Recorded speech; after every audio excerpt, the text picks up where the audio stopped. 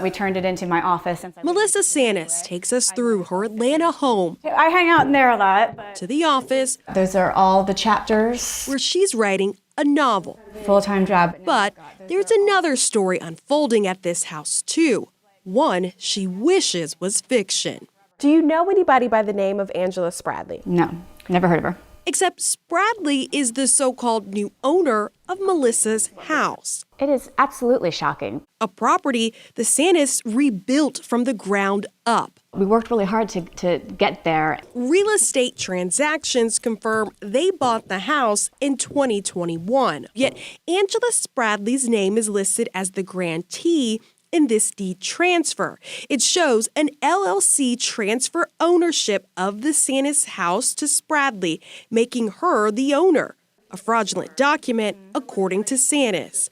A document that doesn't make sense because an LLC did not own the house in the first place to even give it away to Spradley. We are trained to think that we've got to hold our purses closer to us when we're walking through a parking lot, or we know not to leave keys in our car, but you never think someone's going to actually come in and not just rob you of the things inside your home, but try to steal your actual home. The allegedly forged document filed in the Fulton County Clerk's office March 2022. Around that same time, multiple other deeds transferred Atlanta homes over to Spradley. Possible because up until 2025, Georgia had a loophole in state law.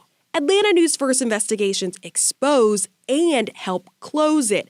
Previously, state policy did not require identification when filing or transferring a deed, meaning the state did not require anyone to actually prove they own the very property for the paperwork which they're filing. Thieves stealing the title to houses, like Spradley, whose alleged forgery did not stop in Atlanta.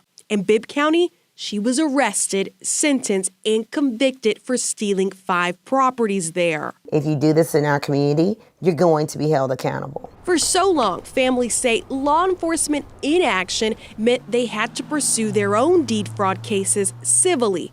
But now, some judicial circuits are pursuing this criminally. Macon District Attorney Anita Howard and Assistant District Attorney Jeremy Johnson took on the case against Spradley. It was my first case like this in the office, and it's one of the reasons, admittedly, why I dove so deep into it, because it was interesting to me, because I didn't realize that it was so easy in that situation for something like this to happen. In order to seek justice, oftentimes we must go beyond the surface. And that's exactly what he did. Records suggest Spradley forged deed transfers on at least 5 Macon properties. This first location helped unravel the scheme. A couple leaves their house for an extended period. When the husband returns, he finds it like this. And so immediately, he called his wife and saying, like, hey, our house is boarded up. It look like it's about to sell. Even posted for sale on Realtor.com. When the DA's office began looking into this property, that's when they found Spradley's name on the others. She actually took the deeds into the clerk's office and filed them on the same day. So it's like a dead giveaway? Yes, that was the first red flag. At least 3 of the properties she sold to an unsuspecting buyer for $7,500. Spradley pled guilty to theft by deception, forgery, filing false documents, making false statements, and false swearing for all 5 Macon properties. They think, well, they're not going to care about these property crimes. But that's why it's so important that as, law enforcement and prosecutors, that we pursue these crimes. Back in Atlanta, there's no criminal case against Spradley's alleged forgeries,